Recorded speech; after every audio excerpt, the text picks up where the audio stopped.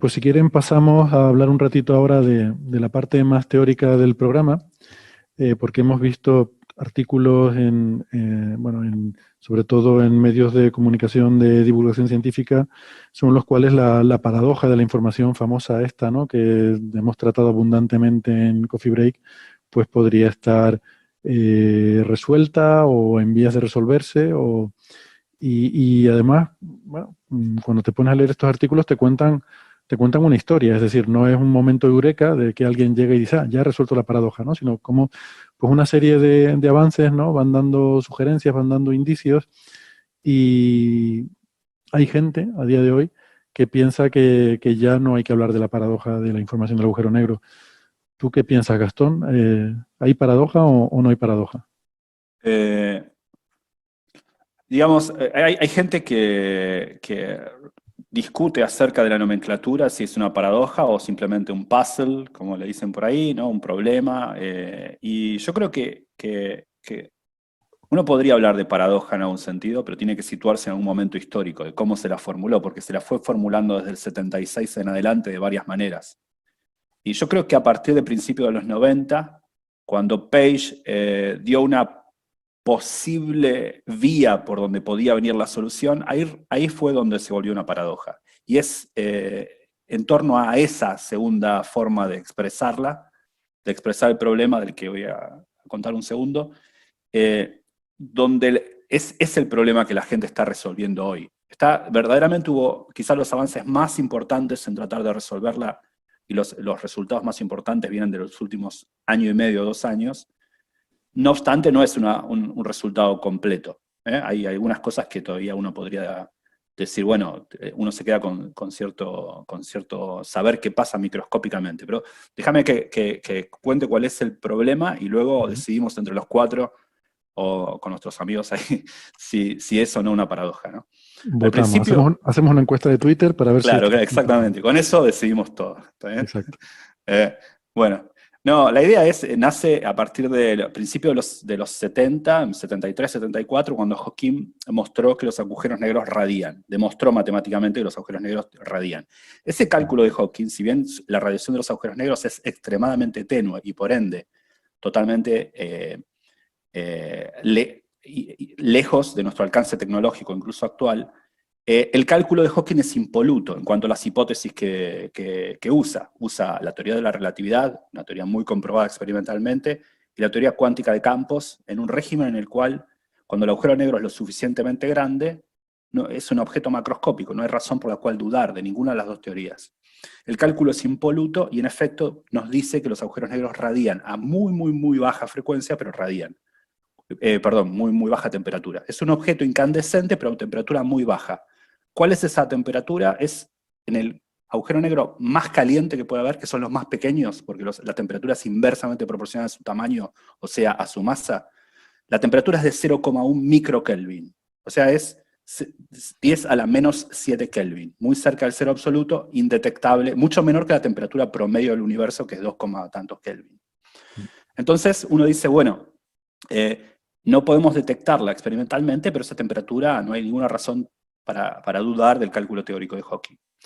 Ahora bien, ¿qué ocurre? Como los agujeros negros se evaporan muy, muy lentamente porque la temperatura es muy baja, pero recordemos que la temperatura es inversamente proporcional a su masa, según el cálculo de Hawking, lo cual es raro porque hace que sea el agujero negro un objeto de calor específico negativo. A medida que radia, se calienta más en lugar de enfriarse más. Entonces, si bien ese De hecho, la, proceso. la evaporación es una cosa muy rara porque llega al final a una temperatura infinita cuando ya termina de desaparecer. Exactamente, O sea que, exactamente. Entonces, ¿qué pasa? Los agujeros negros tienen muy baja temperatura, pero como se van irradiando, en un momento se calientan más y al final de sus vidas emiten mucho.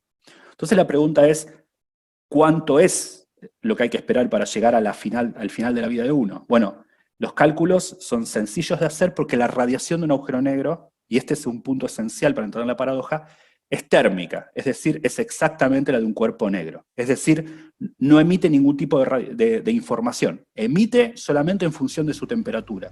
No, nada más que eso, es un cuerpo negro perfecto. Exacto, es como, no emite ningún tipo de información. Uno dice la masa del agujero negro, automáticamente hace su temperatura y emite en todos lados igual, sin llevar ningún tipo de información. pu- Eh, puede eh, sonar, puede sonar a trivial, según la nomenclatura, el que un agujero negro emita como un cuerpo negro, pero realmente Por una no. cuestión de mal nombre para ambos, Es un pero mal sí. nombre para De ambos, ¿no? hecho, el Sol es un cuerpo Sí, negro un también para cuerpo la negro muy bueno. física. Sí, sí, sí. Pero, pero bueno, digamos, el agujero negro es mejor cuerpo negro, es exactamente algo que emite sin portar información, emite de la manera más desordenada posible, Mm. según el cálculo de Hawking. Entonces uno calcula cuánto tiempo tarda usando la ley de Stefan-Boltzmann y de termodinámica de la universidad, porque como es un cuerpo negro, es el más sencillo de los cuerpos radiantes, y resulta que el resultado es que tarda en evaporarse 10 a las 67 años, es decir, 57 órdenes de magnitud más que la edad del universo. Entonces uno dice, bueno, no se evaporó ninguno todavía, ¿ok? Hay que esperar 57 órdenes de magnitud, la edad del universo, para ver que el primero se evapora. ¿Por qué es esto interesante? Bueno, porque esto presupone una paradoja que se dará en un futuro remoto, pero que como paradoja lógica es acuciante hoy, porque habla de las leyes fundamentales de la física que tenemos. Así que tenemos que imaginarnos nosotros en un universo donde los agujeros negros se están evaporando y encontrarnos con el siguiente problema. Si un agujero negro se evaporó por completo, en el universo, supongamos que el universo solamente contenía una estrella que forma un agujero negro porque colapsa gravitatoriamente. Ese agujero negro uno espera mucho y se evapora por completo. ¿Qué pasa? Al principio uno tenía un universo con una estrella, con todas las propiedades de una estrella, su metalicidad, su momento angular, su masa, su Sus preferencia para manchas, sus su... manchas, toda esa información estaba ahí. Su contenido, cuánto helio tenía respecto, todo estaba ahí. Cuando forma un agujero negro, esa información parece haberse perdido, porque hay un teorema que nos dice, se llama de no pelos, que muestra que los agujeros negros solo tienen como información su masa y su momento angular. Son todos iguales. No importa la metalicidad de la estrella original, no importa sus manchas, lo importante es la masa que tenía y el momento angular. Entonces esa información parecería haberse perdido cuando se formó el agujero negro. No es un problema, porque uno dice, no se perdió, está ahí adentro, es inaccesible a nosotros, pero no es que se perdió, no hay ningún problema con ninguna ley de la física. Pero si en efecto ese agujero negro finalmente se evapora por completo, ahí sí esa información se perdió. Porque si bien lo que queda al final es el universo inundado de esa radiación, no es que no hay nada, hay un universo inundado de radiación, como esa radiación era exactamente térmica, no llegó nada de esa información. Entonces, ahí recién entra el problema con las leyes de la física, porque según la mecánica cuántica, la información a un sentido se preserva. Esto tiene que ver con que la evolución hamiltoniana de los sistemas cuánticos, si nosotros creemos que la cuántica es correcta, es la que aprendemos y hasta donde sabemos es así, el estado original que daba origen a la estrella, pensemos en el ket que describe una estrella, puede ser muy complicado porque hay que pensar cada electrón de la estrella donde estaba, pero habrá alguno. Ese estado evolucionó en un estado totalmente desordenado, lo que en mecánica cuántica se conoce como un estado térmico, el más mixto de los estados. Entonces hay una incompatibilidad en la mecánica cuántica si uno cree que partió de un estado muy determinado, un estado puro de mecánica cuántica que escribía la estrella, por más abstruso y complicado que fuera y eventualmente el colapso gravitatorio, la evaporación del agujero negro, ese esperar 10 a las 67 años para que el universo solo sea la radiación de lo que el astro alguna vez fue, al final de esa historia yo tengo un estado totalmente desordenado que no lleva información sobre la estrella original. Déjame poner una analogía que quizás a lo mejor más sencilla para entender porque esto es una paradoja, ¿no? Imagínate ese ejemplo que has puesto que me parece muy bueno. Un universo en el que solo hay una estrella, se convierte en agujero negro y luego ese agujero negro se evapora completamente y te queda un universo vacío en el que solo hay radiación de esa evaporación. Vale. Si tú quieres darle a la película para atrás, la física tiene que ser reversible. Hay una propiedad muy fundamental, metafísica, que es que tiene que ser reversible. Si tú conoces exactamente un estado y tú conoces las leyes de la física, tú puedes darle para atrás y volver al estado anterior, ¿no? Tú a partir de esa radiación térmica no puedes saber, puedes darle para atrás y reconstruir que había un agujero negro. Exactamente. Pero no podías saber qué estrella había antes que ese agujero negro. Exactamente. Era una estrella con un 10% de helio, o un 20% de helio, o un 15% de helio, no puedes saberlo. Exactamente, y vale tu aclaración porque uno podría pensar que esto no es sorprendente porque pasa todo el tiempo cuando uno hace un asado y tira algo en el fuego y ese algo se perdió su información, pero en el fondo sabemos que no es así, porque aunque sea impracticable para nosotros, es posible, lógicamente, captar todo el humo y moléculas que salieron de ese asado y reconstruir la información. Es pragmáticamente imposible, pero no es imposible estrictamente. No es teóricamente imposible. No es teóricamente imposible. Los agujeros negros no es así. La radiación, según el cálculo de Hawking, y de eso se duda hoy, es exactamente térmica. No es una aproximación como la que uno hace en un asado, sale humo y no lo controlo. Sino que no hay forma de controlar ese supuesto humo, esa radiación. Entonces, esto presuponía un problema. Esto fue en los 70, y hasta la década del 90 había quienes se dividían las aguas, entre quienes pensaban que este aparente conflicto entre la relatividad general, por un lado, porque los agujeros negros son una predicción de la relatividad general, y los cálculos involucran esa teoría, y por otro, la mecánica cuántica, que es la que da cuenta de esta supuesta necesidad de preservar esa información. En este aparente clash entre las dos teorías, había quienes tomaban partido por una, hay que reformular la teoría de la relatividad, y quienes pensaban que había que reformular la mecánica cuántica. Entre ellos se encontraba en los 90 Hawking, quien luego cambió de opinión. A fines de la década del 90, a principios de los primeros años del siglo, quedó claro que, creo que para todos, o para la mayoría, que lo que uno cree es que la mecánica cuántica está bien. Y que lo que ocurre es que la radiación de Hawking no es exactamente térmica como Hawking calculó, sino que al principio, cuando el agujero negro es joven, sí lo será, pero al final de su vida, de alguna manera, empezará a dejar de ser térmica, a mostrar apartarse del estado térmico y empezar a restituir la información que el agujero negro tenía. Quien lo puso de manera cabal en estos términos fue Page, antiguo estudiante de Hawking, a principios de los 90, quien lo que hizo, y todavía colaborador de Hawking durante los 90, quien propuso una forma no de resolver la paradoja, pero de guiar por dónde podía venir la solución. Lo que dijo Page fue: el agujero negro radiará térmicamente al principio, pero cuando llegue a, grosso modo, la mitad de su vida, o para ser más preciso, cuando haya evaporado la mitad de su entropía, la entropía que tenía, cuando haya ya liberado al medio la mitad de su entropía, empezará a verse en la información saliente a partir de ese momento. Un agujero negro lo suficientemente viejo empezará a mostrar, a restituir esa información al medio. Al principio radia de forma térmica. Es decir, según Page proponía eso. No sabemos cómo, decía Page en los 90, pero quizá la respuesta venga por el lado de que hasta que el agujero negro sea joven, es decir, hasta que haya radiado la mitad de su entropía, en efecto la aproximación de Hawking es buena, pero luego, de alguna manera que hasta ese momento se desconocía, Page dijo: esa curva de información se revertirá y el agujero negro empezará a devolver la información al medio. La radiación dejará de ser exactamente térmica y empezaremos a verlo por un agujero negro lo suficientemente viejo. Eso se calcula, esa restitución de la entropía al medio, de información al medio, se calcula con una curva que se llama curva de Page, que él dibujó como debería ser, pero sin dar explicación de por qué, y cuenta la información que tiene la radiación saliente, ¿no? Dice, para un agujero lo suficientemente viejo, esa curva... Estabas diciendo que él no dio argumentos, o sea, no dio argumentos fundados de por qué la curva tenía que ser así.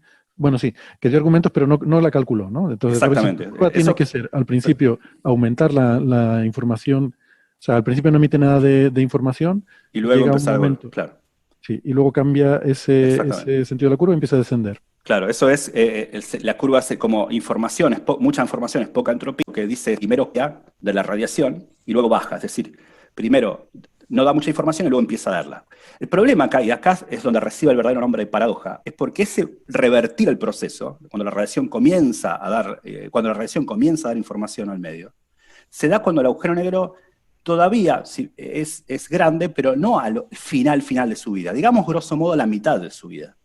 Entonces, ahí había un problema, porque uno esperaba que la respuesta a una pregunta tan difícil de resolver viniese de la mecánica cuántica, de la teoría de la gravedad cuántica que desconocemos. Y esa teoría entraría a jugar cuando el agujero negro es muy pequeño, no cuando está en la mitad de su vida. Es acá donde aparece la noción de paradoja. ¿Cómo podemos entender, cómo alguien podría dar un mecanismo por el cual la curva de Page se reproduce? Es decir, ¿quién puede darme una descripción teórica de lo que Page nos dijo que debía pasar? ¿No? Page solamente dijo, debe ocurrir esto, y recibe el nombre de curva de Page, a esta supuesta primer ser radiación térmica y luego empezar a devolver información. Los resultados recientes... puedo decir una cosa, que me ha Sí. hecho gracia darme cuenta de una cosa. O sea, para ti eso es la paradoja de la información del agujero negro, el hecho de que esa curva de Page tenga ese cambio de comportamiento ahí en mitad de vida del agujero negro, ¿no? Esto me ha hecho recordar una vez hace, pues, 4 años, que en este programa entrevistamos a Ed Hoft, y le preguntaba por esto de qué es la paradoja de la información del agujero negro. Y decía que a cualquier físico que le preguntes, para él es una cosa diferente. Entonces, diferentes físicos te van a dar diferentes respuestas. Y yo, esta en particular que tú acabas de dar, no la había oído antes. No, claro, porque viene por lo siguiente. Uno podría decir, no, la paradoja es en realidad el hecho de que la información se pierde, eso es la paradoja. Pero uno siempre pateaba la pelota para adelante, usando una analogía futbolística, ¿no? A pesar de que las analogías futbolísticas en Argentina son tan fuertes que yo, que detesto el fútbol, las uso igual, digamos. Entonces, eh, uno podría decir, bueno, resolveremos este problema cuando conozcamos la teoría cuántica de la gravedad, la que no desconocemos. Entonces uno siempre iba pateando la pelota para adelante. Ahora, si lo que dice Page es cierto, este cambio de comportamiento se daría, grosso modo, la mitad de la vida del agujero negro, cuando este es todavía grande, macroscópico. No podemos invocar una teoría cuántica de la gravedad desconocida. Tenemos que resolverlo ahí. Por eso, ahí digo, ahí se muestra, se ven los dientes más violentos de este monstruo paradojal, ¿no? Diría Edelstein. Entonces, la idea es, ahí es donde se ve el problema fuertemente, porque uno tiene que dar una explicación cuando el agujero negro todavía es medianamente joven, medianamente grande. Entonces, la gente, esto fue un puzzle por mucho tiempo. En los últimos 2 años, con el resultado de muchas personas, entre ellos Almeheri y después Maldacena, muchos otros colegas, que están en MIT ahora, Pennington, que trabajó independientemente, pero basándose en resultados previos de Maldacena, de Ryu, de Takayanagi, de mucha gente, de Aaron Wall. Todo este conglomerado de personas dieron un mecanismo, una explicación, un cálculo de cómo uno puede en efecto ver que la curva de Page se cumple, usando al principio holografía, es decir, la conjetura de Maldacena, usar la teoría dual, un diccionario, mapear el problema a otra teoría, resolverlo ahí. Pero lo notable es que este problema, ahora puedo, si quieren, bosquejar cuál es la explicación que dieron, que es bastante fantástica e interesante, pero lo interesante de esto epistemológicamente es que parece prescindir la explicación de la holografía y de la teoría de cuerdas. Es decir, si bien la explicación nace en el contexto de la teoría de cuerdas y la holografía, primero, estas personas en algún sentido resolvieron parte del problema, pero luego desmontaron ese andamiaje conceptual y se dieron cuenta que podían explicarlo sin recurrir a la holografía y a la teoría de cuerdas, sino con argumentos bastante más sencillos de gravedad semiclásica. La idea es la siguiente: según Hawking, la entropía de los agujeros negros es proporcional a la superficie, al área del agujero negro. Lo que se dieron cuenta estas personas es que en realidad, cuando Hawking dice que la entropía es proporcional al área, al principio es cierto, es proporcional al área del agujero negro, pero cuando el agujero negro es muy, muy, muy grande, voy a hacer un poco un croquis de la idea, pero grosso modo es así, cuando el agujero negro es muy, muy viejo, cuando empieza más o menos a haber radiado la mitad de su entropía, en el interior del agujero negro emerge otra superficie maximal, por decirlo. Es una superficie muy particular, es una superficie como la de los caminos de Feynman, la más grande de las superficies cercanas. Aparece otra superficie, y en realidad, esa superficie al principio, como que adentro del agujero negro se forma una gota de espacio-tiempo, y que al principio no es muy importante, no pesa mucho en el promedio, pero cuando el agujero negro se hace cada vez más viejo, empieza a ser dominante, y entonces uno tiene que tener en cuenta esa superficie interior para calcular correctamente la entropía. Es un cálculo teórico bastante rebuscado, pero que tiene que ver con esto, con el cálculo. Si uno mira los detalles, es calcular áreas maximales, extremales, porque en realidad es mínima en una dirección espacial, pero máxima en una dirección temporal, y un montón de detalles técnicos.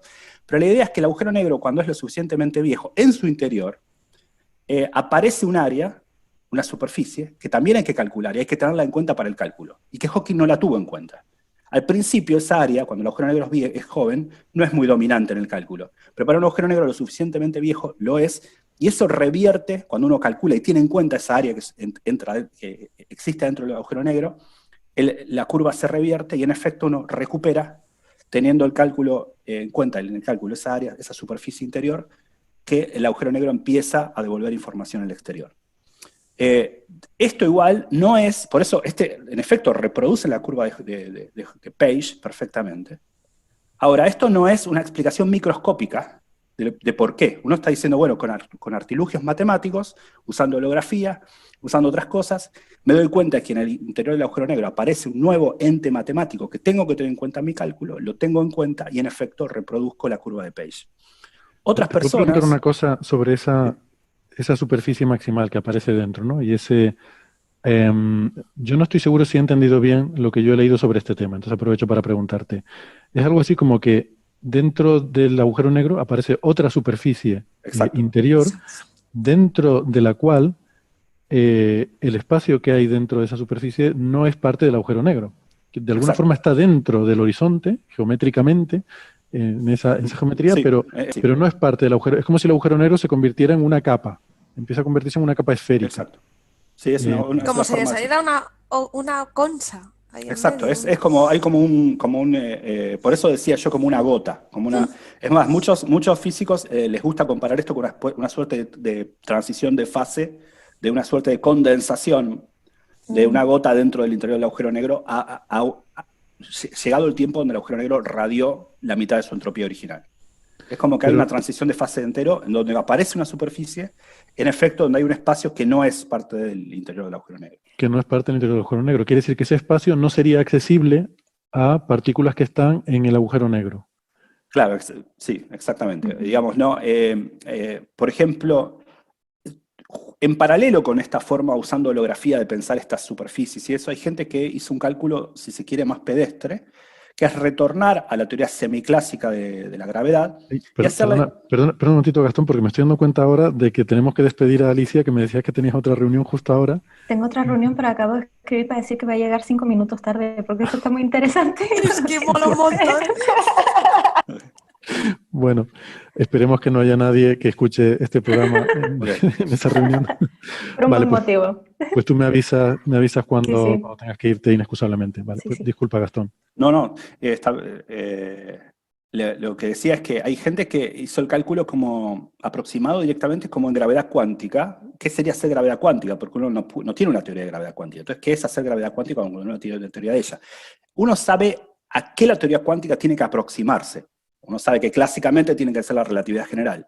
Y que no clásicamente, pero semiclásicamente, tiene que ser equivalente a, como uno aprende mecánica cuántica, que todas las configuraciones son posibles, como los caminos de Feynman. En gravedad cuántica eso significa el espacio-tiempo toma a la vez todas las geometrías posibles, con mucha más presencia del agujero negro que otras, pero están todas ahí de alguna forma. La mecánica cuántica, en ese fluctuar, así como las partículas fluctúan y pueden estar en todos los lugares a la vez, el espacio-tiempo puede estar en todas sus geometrías a la vez, mayormente en la del agujero negro. Cuando el agujero negro es lo suficientemente viejo, ese fluctuar de geometrías hacen que parte de esas geometrías se convierten en agujeros de gusano, y en ese fluctuar, esos agujeros de gusano no son muy dominantes, son efectos cuánticos, uno ve la geometría como el agujero negro, pero en ese fluctuar de geometrías, y uno tiene en cuenta esas pequeñas contribuciones a la probabilidad de fluctuar del espacio-tiempo, de ser esos agujeros de gusano que son múltiples copias del agujero negro,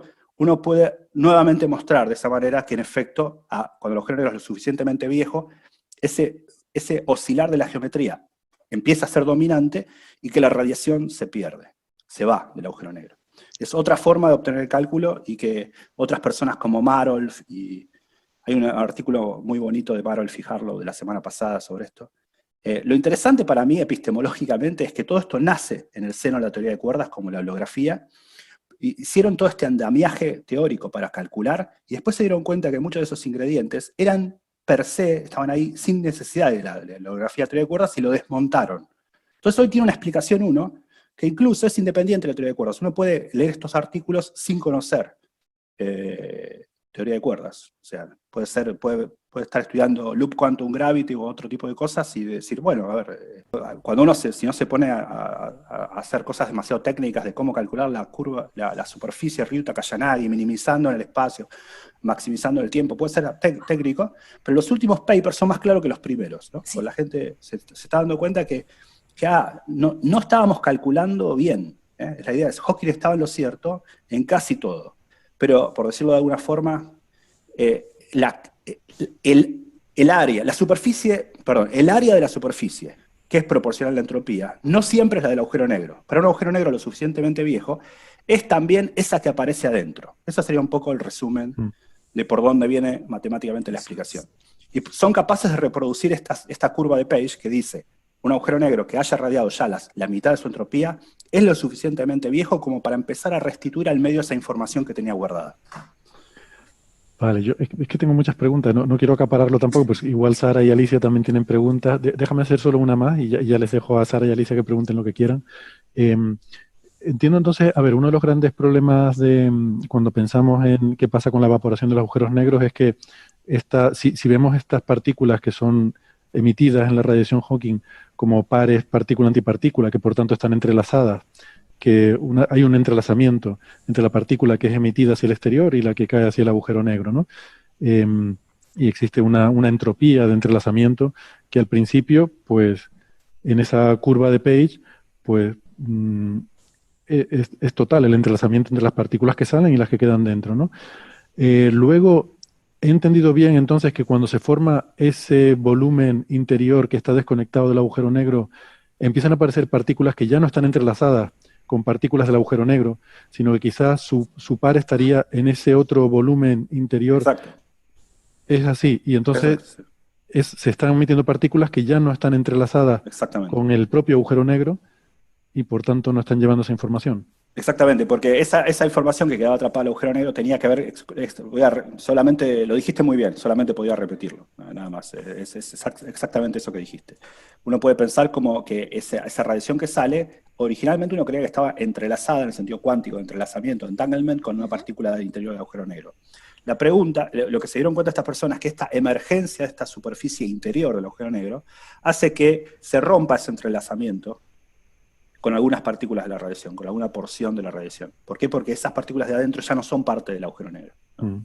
Y entonces, según va creciendo ese volumen dentro del agujero negro, pues cada vez hay menos partículas entrelazadas. Partículas emitidas están entrelazadas con el agujero negro, ¿no? Curioso, o sea, es como se forma una especie de subespacio que está desconectado de nuestro propio espacio porque está dentro del agujero negro, pero también del propio agujero negro. Sí, es como si se formase una gota ahí adentro, ¿no? Por eso una gota de espacio. Es que una gota de espacio, sí. Eso es. Es que no es materia. O sea, aquí estamos empezando a tratar con... Y claro, por eso a veces también cuando se habla de agujeros de gusano y tal, son rupturas de la geometría que conocemos, ¿no? Que hay una continuidad del espacio. Esto es un poco así también. Hay una especie de ruptura de esa continuidad. Hay un montón de interés, también de cuestiones casi de la historia de la física, podemos decir. Ya cuando las cosas tienen 20 años, a mí no me gusta que las cosas de 20 años sean la historia de la física, porque yo me recibí hace 20 años, pero digámoslo así. Yo me acuerdo haber estado con Guillermo Silva, un amigo de José Edelstein, creo que José no estaba, y Maldacena comiendo en el ICTP una vez, y Guillermo le pregunta, pero ¿qué pasa dentro del agujero negro, Juan? Y me acuerdo de Maldacena diciendo, no tiene sentido pensar en qué pasa dentro del agujero negro. Me acuerdo, esto habrá sido en 1998, por ahí. Hoy en día, él es una de las personas que resuelve esta gran parte del problema, no total, pero gran parte del problema, y justamente recurriendo a lo que pasa dentro del agujero negro. Digo, para mostrar cómo fue cambiando el conocimiento del tema solamente en 20 años, e incluso este pesar de wormholes y geometrías raras, se creía al principio que iban a traer eran la razón por la cual se perdía la unitariedad de la mecánica cuántica. Y hoy en día son los monstruos que vienen a salvarnos. Hay una dialéctica interesante en todas estas geometrías raras que ocurren ahí, ¿no? Bueno, perdón. Sí, Alicia. Sí. Yo tengo una pregunta, porque al principio decías que según los cálculos de Hawking, ¿no? Pues se esperaba que los agujeros negros acabaran desapareciendo o muriendo dentro de no sé cuánto... 10 a los 67 años. Y eso sigue siendo igual. Eso sigue siendo igual, eso no ha cambiado con esto. Bueno, no si uno considera escenarios ortodoxos, ¿no? Por ejemplo, estamos pensando que el universo tiene, si solo tiene 3 dimensiones espaciales, si tiene más, esas son muy pequeñas. Es decir, hay escenarios menos ortodoxos que heterodoxos. Pero eso empíricamente pensamos que debe ser así por las observaciones de ondas gravitacionales con contrapartida óptica, que nos ponen una cota al posible tamaño de dimensiones extra de kilómetros, ¿no? Exacto. Si uno piensa eso, entonces sí, no cambia nada. Hay escenarios en los cuales los agujeros negros muy pequeños pueden radiar más rápido que lo que uno creía, pero eso involucran diferentes fenómenos. Hasta donde eso no cambia a priori. Lo que cambia es que esa radiación sea siempre térmica. Eso es lo que cambia, ¿no? La gente dice, seguirán radiando según la fórmula de Hawking, pero que el hecho de la radiación que emiten sea térmica, eso será cierto al principio de la vida del agujero negro, pero no al final. Eso, al final, esa radiación se parecerá mucho a la térmica, pero lo suficiente, diferiría de ella lo suficiente como para restituir esa información al medio. Igual, de vuelta, ¿no? 10 a las 67 años. Si uno es una persona muy pragmática, dice, es increíble que yo le pague el sueldo a este muchacho con mis impuestos. Lo digo en broma, ¿no? Hablando en serio, si bien es una paradoja que hasta que se resolvió, una paradoja que se iba a expresar en el futuro remoto, es acuciante hoy si lo que uno quiere, al fin y al cabo, es tener una descripción consistente de la naturaleza. Por eso es un problema que a mí me parece era muy importante. Para mí es uno de los estos avances de los últimos 2 años de todas estas personas, Almejeri, Pennington, Maldacena, Marolf, Maxfield, un montón de personas, es la verdad uno de los resultados más importantes en lo relacionado con gravedad cuántica y física teórica de altas energías de las últimas décadas, me parece. En cuanto a física de los agujeros negros, creo que desde los 90 es lo más importante que ocurrió. Entendido como física de los agujeros negros, me refiero a física teórica, no astrofísica, digamos. Sí, no la de Andrea. No la de verdad, digamos. Sino la que hacemos nosotros. La de los teóricos, no, pero yo creo que para mí yo lo pondría a la altura de lo que en los 90 fue darse cuenta que la física estadística de la teoría de cuerdas devolvía la termodinámica a los agujeros negros. Que uno podía reproducir la entropía de Bekenstein-Hawking como el logaritmo del número de configuraciones que aparecían en teoría de cuerdas. Eso de Maldacena, Baffa y Strominger, eso yo creo que desde ahí, en física teórica de altas energías sobre agujeros negros, no ocurrió nada tan importante como este último avance de estos 2 años, digamos. Vale. Dices que los agujeros de gusano, ¿no? Los wormholes son las bestias que vienen a salvar el problema, sí. Y me recuerda un poco a la idea esta de la relación entre gravedad o entrelazamiento y agujeros de gusano, ¿no? Con R igual a EPR, esta sugerencia que hay por ahí. Claro. Está muy relacionado, ¿eh? Muy relacionado. A ver si he entendido bien. Cuando estaba leyendo sobre esto y hablaban de cómo se hacía ese cálculo con holografía, pero vamos a despedir antes a Alicia, que creo que ahora ya sí que te tienes que ir a toda otra reunión, ¿verdad? Ahora sí, lo siento mucho, está siendo súper interesante, pero les escucharé después en el podcast. Muy bien, gracias Alicia. Bueno, gracias. Un saludo y disculpa a tus compañeros de reunión. Pues que te quería preguntar, cuando he estado leyendo sobre esto y se hablaba un poco del cálculo usando holografía, al final lo que se usa es, bueno, pues lo que llamamos la dualidad de Maldacena, ¿no? Esa equivalencia entre, si tú tienes, por ejemplo, una burbuja, ¿no? Pensamos siempre, tienes el interior de una esfera en la cual tenemos en 3 dimensiones una física como la que conocemos, en la que hay gravedad y hay física cuántica, y eso está asociado con lo que pasa en la superficie de esa, como si fuera una pompa de jabón, la superficie de la pompa, donde en esa superficie solamente tenemos teoría cuántica. Sí. Y hay lo que se dio cuenta Juan Maldacena es que hay una relación directa entre los elementos de esa teoría en la superficie y lo que pasa en el interior en la que hay gravedad, ¿no? Entonces, si tú te imaginas ahí, entiendo que lo que hace la gente es hacer una especie de burbuja así, pero con diferentes dimensiones, probablemente con menos para simplificar o con más para, yo qué sé, que se nos flipe totalmente la olla. Pero en principio, si pensamos en la esfera, pones ahí un agujero negro, consideras que eso es tu universo y de alguna forma miras a ver cuál sería el equivalente usando la dualidad de lo que pasa en esa superficie en la que no hay gravedad. Sí. Y entonces ahí entiendo que se encuentra que el entrelazamiento cuántico, cuando tú intentas hacer esa equivalencia entre las cosas, ¿no? En un sitio y en otro, el entrelazamiento cuántico entre esas partículas de alguna forma está relacionado con lo que te hace la gravedad en el interior de ese volumen. Sí, todo esto devino en un montón de desarrollo sobre las interpretaciones de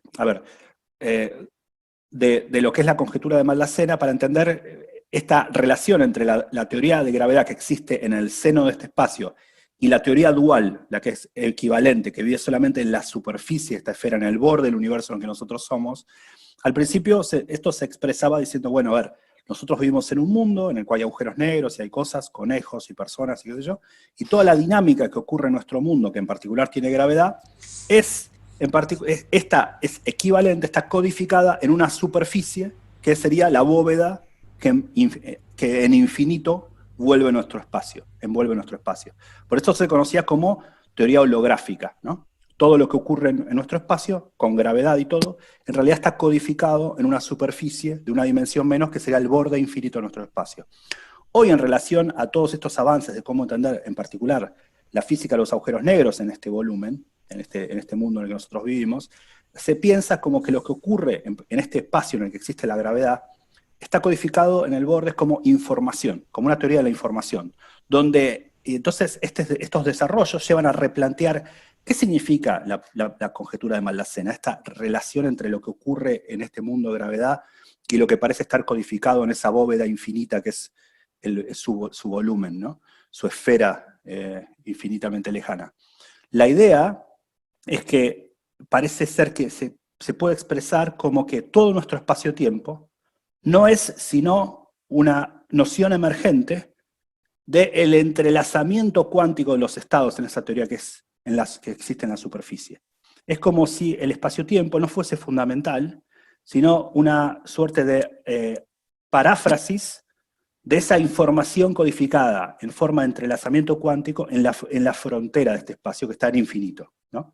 Es un poco la forma, por eso hay muchos artículos recientes, en Science, en diferentes artículos muy interesantes, que hablan del espacio-tiempo como emergente, como una noción emergente. Hablamos de uno de ellos hace 2 semanas, creo, ¿no? Sí. Entonces hay muchos artículos de esas personas que lo expresan la conjetura de Maldacena de esta manera. Pero déjame hacer una aclaración, porque hay una nota al pie que es importante aclarar. La conjetura de Maldacena existe, funciona para un espacio que se parece al nuestro, pero que no es exactamente igual al nuestro. Es decir, conoce como espacio de Anti-de Sitter, que es un espacio que se parece mucho al nuestro, pero tiene una diferencia. Los rayos de luz pueden llegar al infinito y volver en un tiempo finito. Eso es algo que en nuestro espacio no ocurre. En los rayos de luz puedes esperar todo lo que quieras y no vuelve nunca. Esa es la diferencia. Entonces, Maldacena logró hacer esta dualidad entre lo que ocurre adentro del espacio y lo que ocurre en su superficie para este tipo de espacios. Entonces uno dice, bueno, está bien, es cierto, no es exactamente el nuestro, pero igual es un gran avance si uno puede entender algo con estos espacios, al menos como modelo de juguete. Pero claro, en esos espacios los agujeros negros se comportan de manera muy distinta. En particular, los agujeros negros en esos espacios no radian. Radian, pero no se evaporan por completo. ¿Por qué? Porque empiezan a radiar, pero como esa radiación puede volver, en un espacio de Anti-de Sitter, el agujero negro queda como cobijado térmicamente con su propia radiación rebotante. Entonces queda como una suerte de equilibrio térmico, al menos si es lo suficientemente grande. Claro, llega un momento que lo que desprende se compensa con lo que le llega. Esto parecía muy interesante. Exacto. Entonces queda como en equilibrio térmico con su propia radiación. Es como estar adentro de una caja, ¿no? Si bien esa caja es infinita, como la luz puede ir y volver, la radiación del agujero negro también, queda como en equilibrio térmico con su propia radiación y queda una situación estable. Entonces, eso no parecía servir, o al menos había que darle un twist a la historia, para poder explicar qué ocurre con la radiación que se va cuando el agujero negro se evapora. Entonces, en estos 2 años, muchos de los avances que hubo fue esto. Pensar que el agujero negro está en Anti-de Sitter, pero permitirle con algún truco en la superficie que esa radiación se vaya. Hacer una suerte de boundary condition, ¿no? De condición de borde, que permita el goteo de esa radiación hacia afuera y poder de esa manera simular estar en un espacio más parecido al nuestro, donde la radiación se va y no vuelve.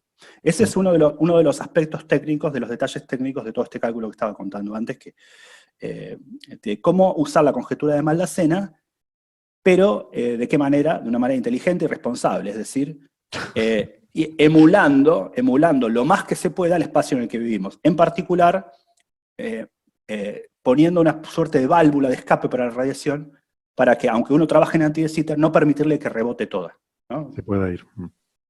ADS-CFT, usar responsablemente. Usar responsablemente la conjetura de Maldacena, para sobre todo los adolescentes. La mejor forma de no tal es no empezar. Bueno. Sí.